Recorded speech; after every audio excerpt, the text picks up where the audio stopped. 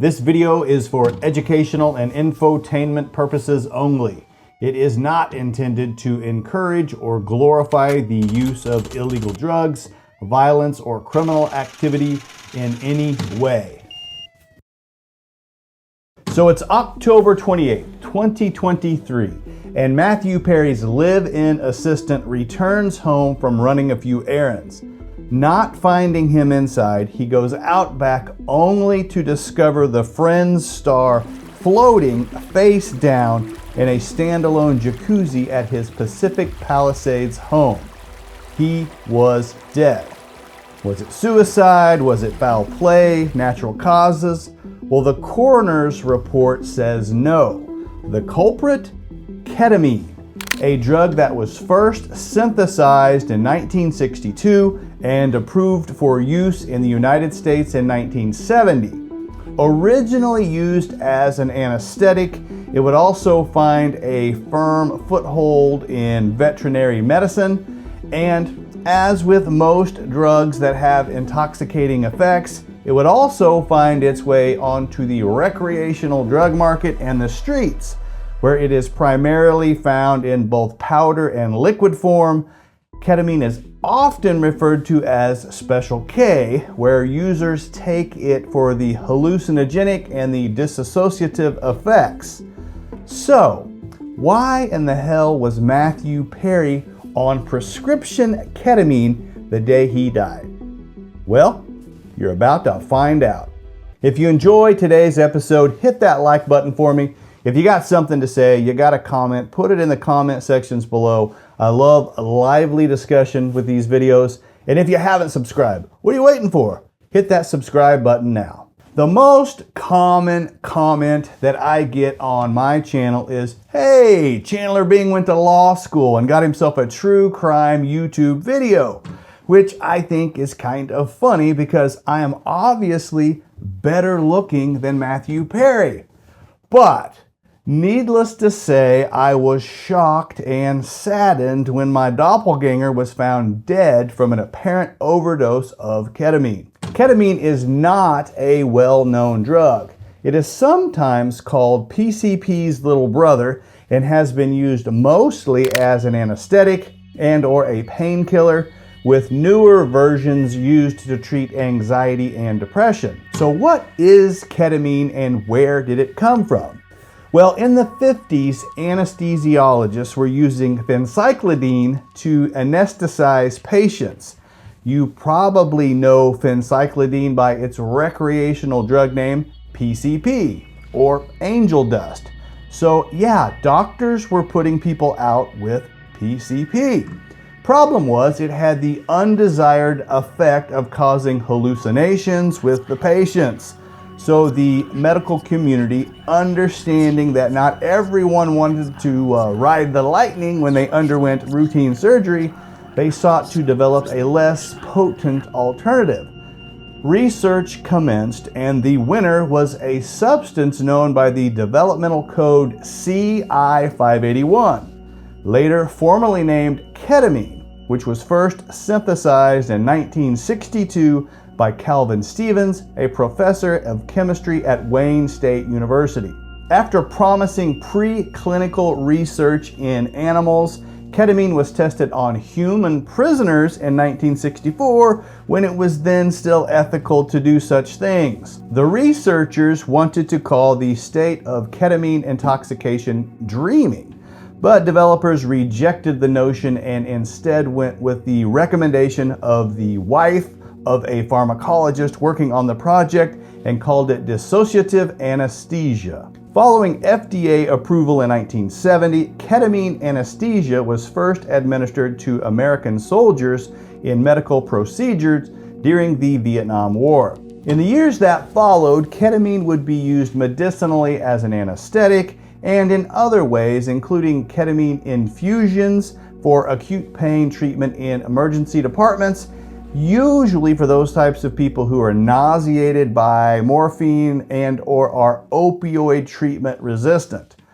It also became popular in veterinary medicine, and then over 30 years later, ketamine's most significant contribution to medicine would be unearthed and that is its use in the mental health arena to treat anxiety and depression. The discovery of the antidepressive action of ketamine in 2000 has been described as the single most important advance in the treatment of depression in more than 50 years.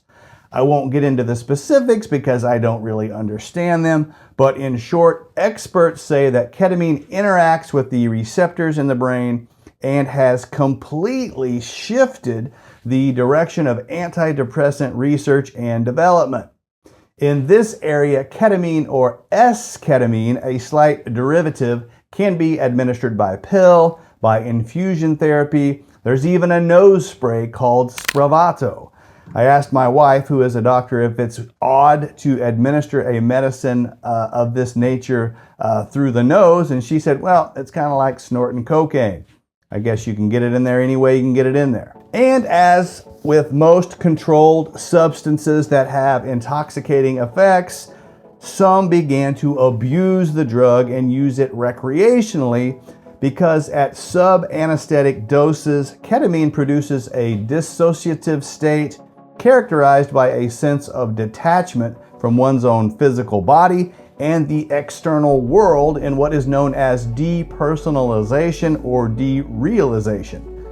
At sufficiently high doses, users may experience what is called the K-hole, a state of disassociation with visual and auditory hallucinations. This is called the K-hole, and that's K as in kick, not A-hole. If you want information on experiencing the A-hole, that's going to be on a different channel. While ketamine is completely legal and obtainable over the counter in many countries around the world, it is listed as a controlled substance in Australia, England, Canada, and the United States, where its recreational use and abuse are more prominent. And because of its ability to cause confusion and amnesia, ketamine has also been used by criminals as a date rape drug, which is exactly why the government of India recently enacted laws to require a special license for its distribution and sale. So let's talk about what ketamine is not. It is not the same drug as tranq, formerly called xylazine. A lot of people confuse ketamine and xylazine because they are both used in veterinary medicine. Ketamine is most often used for its anesthetic effects on small animals. Juxtaposed is xylazine, which is used as an anesthetic with large animals, as it is significantly more potent. And while they are both used and abused recreationally, the difference between ketamine and xylazine is that we have extensive research on ketamine in humans. It's approved by the FDA for use in humans. Tranq, xylazine is not. It's for horses. It's a horse tranquilizer. And that difference is significant because one of the major problems with tranq is that the use of the drug can lead to rotting skin ulcerations and open wounds, hence its horrifying name, the zombie drug. These wounds can be so severe that it can ultimately lead to limb amputation if left untreated. I'll spare you the most gruesome of the pics, but one user said, quote, tranq is basically zombifying my body. Until 9 months ago, I never had wounds. Now there are holes in my legs and feet. And these wounds don't respond to traditional wound care treatments. So medical providers don't have a great way of treating them because they just don't have the clinical research on the mechanism of the disease. The other major problem with xylazine is that it doesn't respond to Narcan, which can usually be used to revive a user from an overdose of opioids. Anyway, if you would like more information on tranq, I have a full-length video on this channel that you can watch at any time. So what happened to Friends star Mathew Perry? What we know is that Kenny Iwamasa, Matthew's live-in assistant, returns home from running a few errands. Not finding him in the home, he goes out back only to discover the Friends star floating face down in the jacuzzi of his home. His autopsy report indicated that he died as a result of, quote, acute effects of ketamine and subsequent drowning. Specifically, it stated, quote, at the high levels of ketamine found in his post-mortem blood specimens, the main lethal effects would be from both cardiovascular overstimulation and respiratory depression. The report went on to state that Perry had been receiving ketamine infusion therapy from his doctors for depression and anxiety.